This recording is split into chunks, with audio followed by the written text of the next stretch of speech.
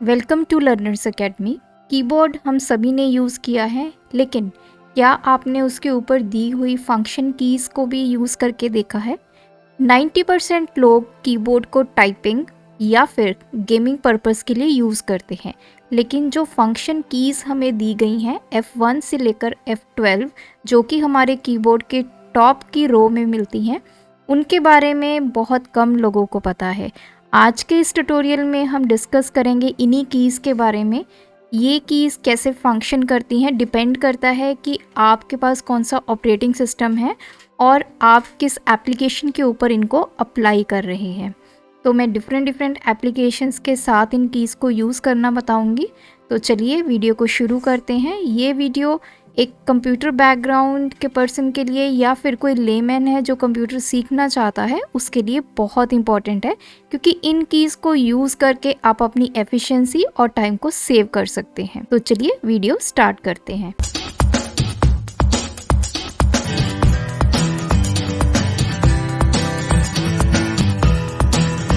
सबसे पहले मैं बात करूंगी फर्स्ट हमारी फंक्शन की F1। F1 जो फंक्शन की है ये हम हेल्प के लिए यूज़ करते हैं। हम जैसे आप स्क्रीन पे देख पा रहे हैं, मैंने MS वर्ड ओपन किया है या फिर आप एक्सेल ओपन कर लीजिए, पावर पॉइंट, किसी भी तरह का आप सॉफ्टवेयर कोई भी ओपन कर लीजिए। इस एप्लीकेशन सॉफ्टवेयर में अगर मैं F1 प्रेस करूँगी तो मेरे पास यहाँ पे देखिए साइड पे हेल्प की विंडो जो है वो आ चुकी है। तो MS वर्ड के रिलेटेड मुझे कोई हेल्प की रिक्वायरमेंट है तो मैं यहाँ से टॉपिक सिलेक्ट कर सकती हूँ। जैसे मुझे पिक्चर्स के ऊपर कोई यहाँ पे हेल्प चाहिए, कैसे टेबल क्रिएट करना है, यहाँ पे मैं क्लिक करूँगी तो यहाँ पे सारी की सारी वो डिटेल जो है वो आ जाएगी। सिमिलरली अगर आप क्रोम यूज़ करते हैं, जैसे मैंने क्रोम यूज़ किया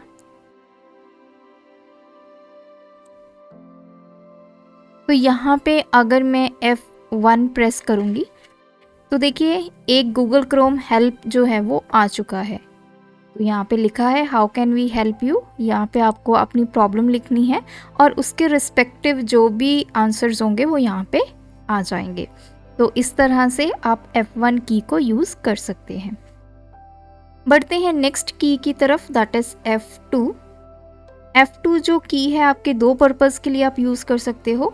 या तो आप किसी भी फोल्डर या फाइल को रीनेम कर सकते हो, या फिर अगर मैं एप्लीकेशंस की बात करूं, जैसे मेरे पास MS वर्ड है या एक्सेल है, ऐसे सॉफ्टवेयर्स, तो उसमें आप प्रिंट प्रीव्यू के लिए भी F2 यूज़ कर सकते हैं। तो देखिए कैसे, स्क्रीन पे चलते हैं। यहाँ पे मेरे पास एक फ़ोल्डर है जहाँ पे न्यू फोल्डर F2 लिखा हुआ है। मैं इसको सिलेक्ट करूँगी, माउस का लेफ़्ट बटन मैंने प्रेस किया और उसके बाद मैंने प्रेस किया F2। जैसे मैंने F2 किया तो यहाँ पे आप देख पा रहे हैं जितना भी फोल्डर का नेम था वो सारा हाईलाइट हो गया है। अब मैंने इसको रख दिया अपने नाम के साथ, मैंने लिखा शालिनी और एंटर कर दिया और ये फोल्डर क्या है, रीनेम हो चुका है। वहीं अगर मैं यहाँ पे वर्ड की फ़ाइल ओपन कर लूँ या फिर एक्सेल, चलिए वर्ड कर लेते हैं, इसको क्लोज़ कर देती हूँ। तो वर्ड की फ़ाइल मैंने ओपन कर दी है। जो मैंने यहाँ पे टेक्स्ट लिखा हुआ है अब मुझे इसका प्रिंट करना है। प्रिंट करने से पहले तो हम क्या करते हैं, उसका प्रीव्यू देखते हैं कि ये जब प्रिंट होके आएगा तो हमें कैसा मिलेगा। तो उससे पहले हम प्रीव्यू चेक कर लेते हैं। तो प्रीव्यू चेक करने के लिए आपको यूज़ करना है कंट्रोल। एक तरफ से आपने कंट्रोल की प्रेस करनी है और दूसरी तरफ से F2। जैसे ही आप कंट्रोल F2 करेंगे तो देखिए ये ऑप्शन आपके पास आ चुकी है और ये वो डॉक्यूमेंट है जिसका प्रीव्यू आप देख रहे हैं। तो कुछ इस तरह से प्रिंट होकर आपकी शीट पे दिखाई देगा। तो वापस चलते हैं, बढ़ते हैं अपनी थर्ड की तरफ, दैट इज़ F3। F3 जो की है ये बहुत इंपॉर्टेंट रोल प्ले करती है। जैसे मेरा यहाँ पे आप डॉक्यूमेंट देख सकते हैं, मैं थोड़ा सा इसको आपको जूम करके दिखाऊंगी ये काम कैसे करती है। अब मेरे पास कुछ टेक्स्ट लिखा हुआ है, सपोज़ कीजिए ये टेक्स्ट है। मैंने सबसे पहले शिफ्ट के साथ F3 की प्रेस की तो देखिए क्या हुआ, मेरा टेक्स्ट जो है वो अपर केस में कन्वर्ट हो गया, सभी के सभी वर्ड्स अपर केस में आ गए हैं। अगर मैं दोबारा शिफ्ट के साथ F3 की प्रेस करती हूँ तो ये सारा क्या आ गया, लोअर केस में आ गया है। अगर मैं थर्ड टाइम शिफ्ट के साथ F3 की प्रेस करती हूँ तो ये सेंटेंस फॉर्म में आ गया है। तो ये ऑप्शन मोस्टली आपने होम टैब में देखी होंगी फॉन्ट ग्रुप के अंदर। यहाँ पे देखिए sentence case, lower case, upper case, capitalise each word, तो ये सारी ऑप्शंस हमें यहाँ पे मिलती हैं। तो बेसिकली ये इनका शॉर्टकट है। आपने शिफ्ट के साथ F3 प्रेस करना है तो ये क्या होता जाएगा, आपका चेंज होता जाएगा। ये देखिए, तो ये था काम हमारा F3 का। बढ़ते हैं F4 की तरफ। F4 जो हमारी फंक्शन की है बेसिकली ये दो काम करेगी। एक तो किसी भी फाइल या फिर फोल्डर को क्लोज़ करने में हमारी हेल्प करेगी, और दूसरा कई बार क्या होता है कि हमारा जो सिस्टम होता है वो हैंग हो जाता है तो हमें सिस्टम को अर्जेंटली शट डाउन करना पड़ता है, लेकिन हमारा कोई भी की या कुछ भी काम नहीं कर रहा, माउस काम नहीं कर रहा, तो उस केस में आप कीबोर्ड शॉर्टकट की हेल्प से अपने सिस्टम को शट डाउन कर सकते हैं। तो देखिए कैसे। सबसे पहले हम क्या करेंगे, इसको मिनिमाइज़ कर लेते हैं। सपोज़ कीजिए मैंने ये एक पिक्चर है, इसको ओपन कर लिया है। अब मैं ऑल्ट के साथ F4 प्रेस किया तो क्या हुआ, बेसिकली वो यहाँ से चली गई है। तो ऑल्ट F4 किसी भी फाइल, किसी भी फोल्डर, किसी भी तरह का आपका कोई सॉफ्टवेयर ओपन है उसको क्लोज़ करने में हेल्प करता है। जैसे हम वर्ड में अगर मुझे इसको क्लोज़ करना है तो मैं एक्सट्रीम राइट साइड पे जाके ये जो क्लोज़ का बटन होता है इस पर क्लिक करती हूँ। अगर मुझे शॉर्टकट की यूज़ करनी है तो मैं ऑल्ट F4 कर दूँगी और ये क्लोज़ हो जाएगा। वही अब बात करते हैं सिस्टम शटडाउन की। तो मुझे कीबोर्ड की हेल्प से अपने सिस्टम को शट डाउन करना है। अब मैं ऑल्ट F4 करूँगी। जैसे ही मैं ऑल्ट F4 करूँगी तो देखिए मेरे पास इस तरह की एक स्क्रीन आ जाएगी जिसमें आपसे पूछा है कि आप क्या करना चाहते हैं, अपने कंप्यूटर को शट डाउन करना चाहते हैं, स्विच करना चाहते हैं, साइन आउट करना चाहते हैं, रीस्टार्ट करना चाहते हैं। तो इनमें से कोई भी ऑप्शन आप एरो की हेल्प से भी सिलेक्ट कर सकते हैं और उसको अप्लाई कर सकते हैं। बढ़ते हैं हमारे नेक्स्ट की तरफ, दैट इज़ F5। F5 की मोस्टली 90% यूज़र्स ने यूज़ की है। F5 की होती है रिफ़्रेश के लिए। कई बार आपका सिस्टम हैंग हो जाता है या आपको लगता है कि कोई फ़ाइल बहुत टाइम ले रही है अपलोड होने में या डाउनलोड होने में, हम सिस्टम को रिफ़्रेश करते हैं। तो बेसिकली जो F5 की है वो सिस्टम को रिफ़्रेश करने में हेल्प करती है। नेक्स्ट है F6। F6 जो की है वो काम करती है हमारे टास्क बार की। ये जो नीचे आप देख पा रहे हैं ये हमारी टास्क बार है। इसको सिलेक्ट करने के लिए हमें चाहिए F6 की। देखिए सबसे पहले मैंने F6 की प्रेस की तो मेरा जो सिलेक्शन है वो कहाँ पे चला गया, स्टार्ट पे, ये देख सकते हैं।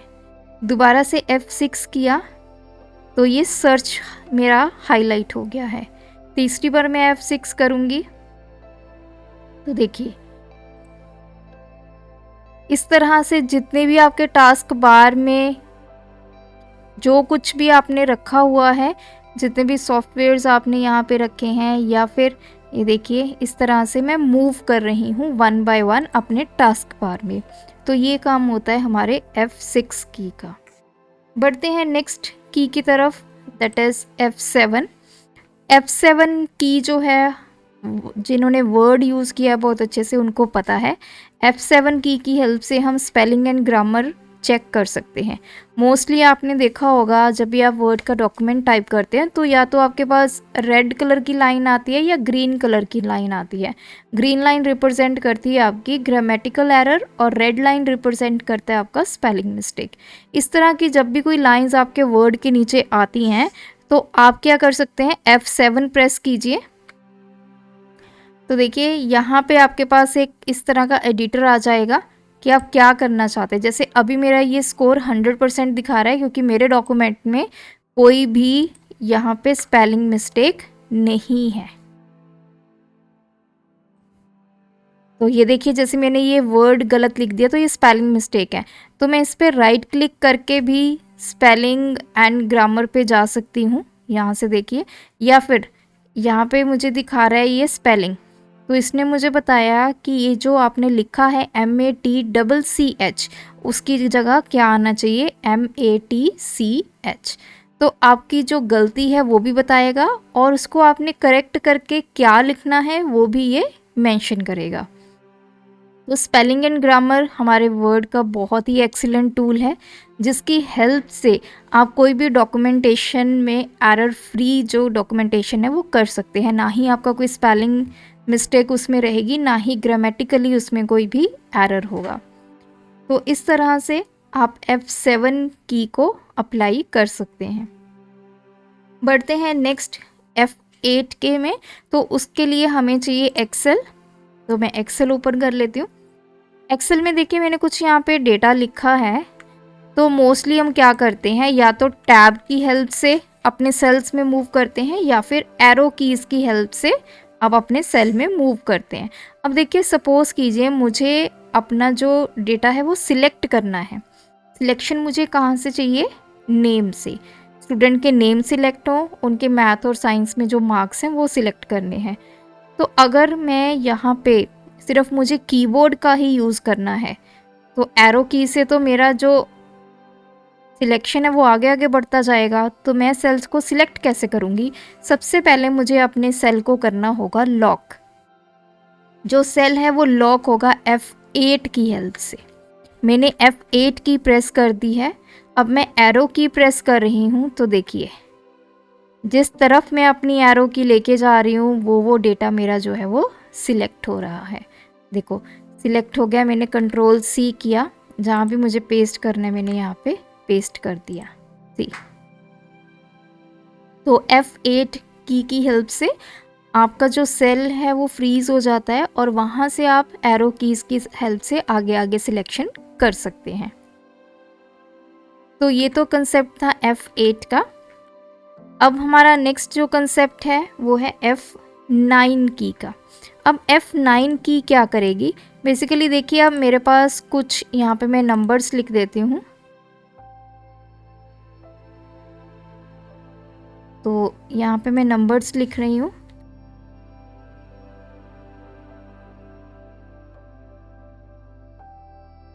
चलिए मैंने इतने नंबर्स लिख दिए, मुझे इनका सम करना है। तो हम सबको पता है अगर सम करना है तो मैं फॉर्मूला अप्लाई करूँगी सम का और रेंज दे दूँगी और एंटर करूँगी। तो ये मेरा फॉर्मूला अप्लाई हो गया। लेकिन इन केस मेरे ये नंबर्स चेंज हो रहे हैं, सपोज करो 36 की जगह मैंने 96 कर दिया और मैंने नीचे वाले सेल में आ गई, लेकिन मेरा जो यहाँ पे सम है वो चेंज नहीं हुआ है। तो इसको करने के दो ऑप्शंस है एक्सेल में। एक तो है ऑटोमेटिक और दूसरा है आप फंक्शन की हेल्प से इसको कर सकते हैं। देखिए जब भी आप कोई नंबर चेंज करेंगे उसके बाद आपने क्या करना है, F9 की प्रेस कर देनी है। जैसे ही आप F9 करेंगे आपका ये जो सम है वो ऑटोमेटिकली अपडेट हो जाएगा। अब मैंने 41 की जगह मैंने 91 कर दिया, लेकिन मेरा सम 255 है। जैसे ही मैं F9 की प्रेस करूँगी सम 305 हो गया। ये तो है फंक्शन की हेल्प से। सेकंड मेथड है हमारा ऑटोमेटिक। ऑटोमेटिक में आपको एक सेटिंग करनी है। उसके लिए सबसे पहले आपको फाइल में जाना है, यहाँ पे मोर पे क्लिक करना है और आप जाएंगे ऑप्शंस में। बहुत सारी ऑप्शंस यहाँ पे आपको मिल जाएंगी। आपको जाना है फॉर्मूलाज में और यहाँ पे देखिए सबसे पहले आपको मिलेगा कैलकुलेशन ऑप्शंस, वर्कबुक कैलकुलेशन। आपको इसको करना है ऑटोमेटिक। ये आपका मैनुअल सिलेक्ट होगा, आपको ऑटोमेटिक कर देना है, ओके कर देना है। तो अब अगर मैं कोई चेंजेस करती हूँ, मैंने 45 की जगह 95 कर दिया और एंटर किया, तो देखिए ऑटोमेटिकली यहाँ पे 355 हो गया है। मुझे F9 की प्रेस करने की ज़रूरत नहीं पड़ी है। तो इस तरह हमारा F9 जो फंक्शन की है वो काम करती है। अब बढ़ते हैं हमारी नेक्स्ट की तरफ, दैट इज़ F10। F10 से क्या होता है, हम एक फ़ोल्डर पे चलते हैं। सबसे पहले मेरे पास जैसे ये फ़ोल्डर है, अगर मैं माउस का राइट क्लिक करूँगी तो देखिए आपके पास बहुत सारी ऑप्शंस आ जाती हैं जो आप फोल्डर के साथ कर सकते हैं। ये सारी जो राइट ऑप्शंस आती हैं माउस के राइट क्लिक करने पे, अगर आप कीबोर्ड की हेल्प से लेना चाहते हैं तो उसके लिए काम आता है F10 फंक्शन की। सबसे पहले आपने फोल्डर को एक बार लेफ़्ट क्लिक करना है, माउस की हेल्प से फोल्डर सिलेक्ट हो गया है। उसके बाद आपने करना है शिफ्ट की प्रेस करनी है और साथ में आपने F10। जैसे ही शिफ्ट के साथ आप F10 प्रेस करेंगे आप देखेंगे वो सारी ऑप्शंस जो हमें माउस का राइट क्लिक करने पे मिल रही हैं वो हमारे पास यहाँ पे विजिबल हैं। आप इनमें से कोई भी ऑप्शन को सिलेक्ट कर सकते हैं।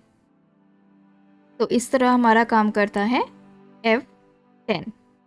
अब बात आती है F11 की।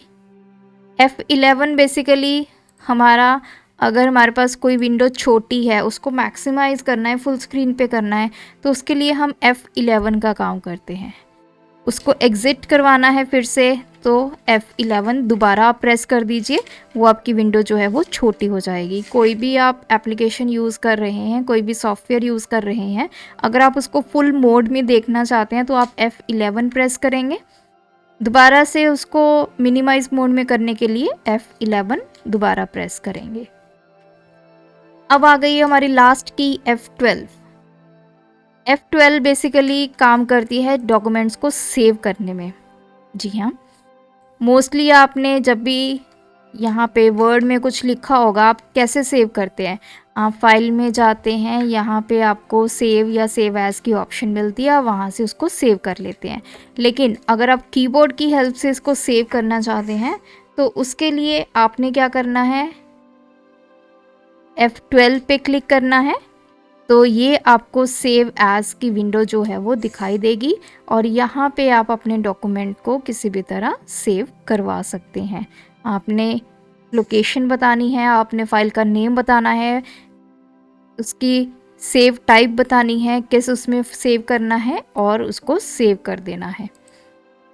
तो नेक्स्ट टाइम जब भी आप वर्ड में कुछ सेव करें तो डेफिनेटली इस फंक्शन की का यूज़ करें F12 अपने डॉक्यूमेंट को सेव करने के लिए।